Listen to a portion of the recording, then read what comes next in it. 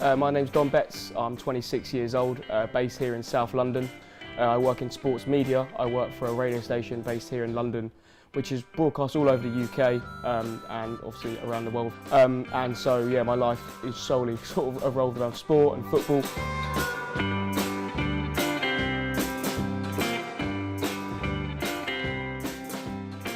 This is my bedroom here in South London. I've got a collection of all my England and Fulham shirts here. I'm quite a collector of football shirts.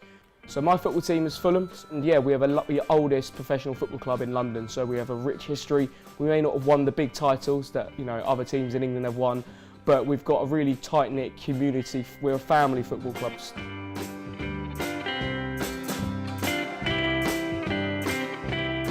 I think it may be not my favourite design for a shirt. It means a lot to me because this is the England shirt England were first wearing back in sort of 2001, 2002 when I first started getting into football. And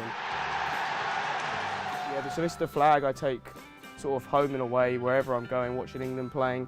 The Union Jack for me is a massive flag. As you can see here, I've got the Fulham badge right there.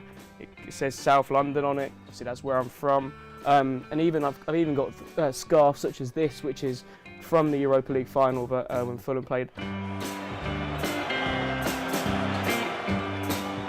It really sticks with you. My first ever football game would have been in 2004. I watched Fulham play Leicester City. I think 2 years later is when I got my first season ticket, and I've been going every single week to watch Fulham ever since. So what's that? That's near enough 20 years now that I've been going up and down the country and having a season ticket watching this football club.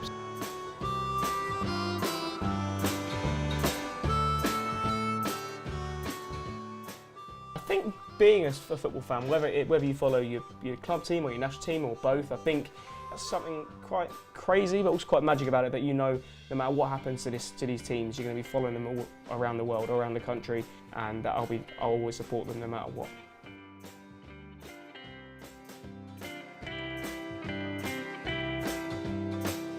We wake up on match day, all the boys in the group chat, talking together. Yeah, it's wake up.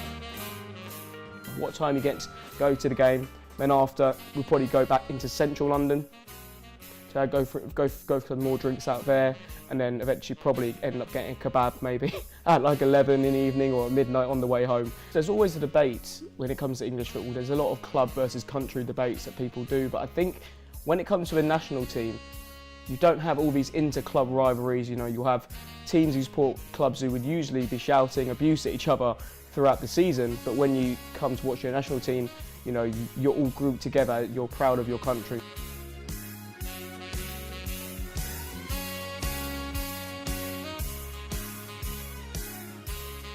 Maybe this World Cup in Qatar in 2022 will be the climax of this team, and hopefully they can bring the tournament home, because we haven't won it since 1966 now.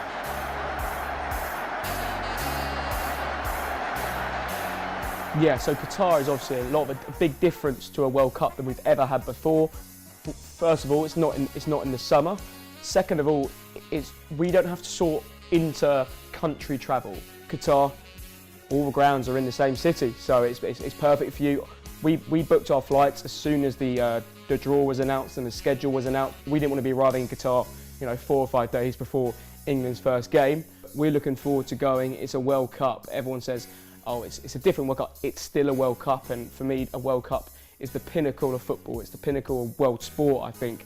There's nothing quite like it, and I can't wait for Qatar, because it's going to be nice to have a tournament that's so condensed within a season. It's going to feel weird. You're going to be going to watch your club one weekend, and then the next weekend you're going to be flying out to Doha. So, yeah, from my perspective, I just can't wait for the tournament. So, when it comes to the cost of me getting to Qatar, so those direct flights, London about £1,000. When it comes to the match tickets, for England all the way up to the final, it would have been about another £1,000, and then we've got other games.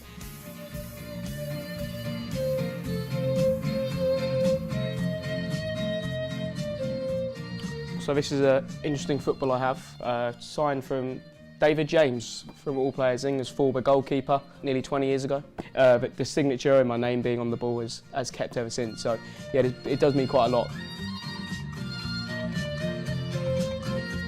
So when it comes to matches that really stick in the memory, It'll just have to be England-Germany Euro Championships. This is one of the most important tickets to me. One of my favourite ever games that I've gone to. It was at Wembley, right after the, we were just getting back to sort of normality after the pandemic, and it was just, I think it was just the way the game went. It was 0-0 at half time, the 10th game.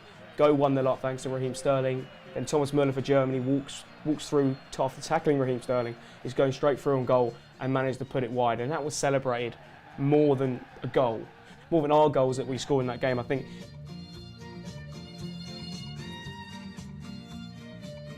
I see work in a different way. I wouldn't say I'm super career focused. I'd say I'm super football focused.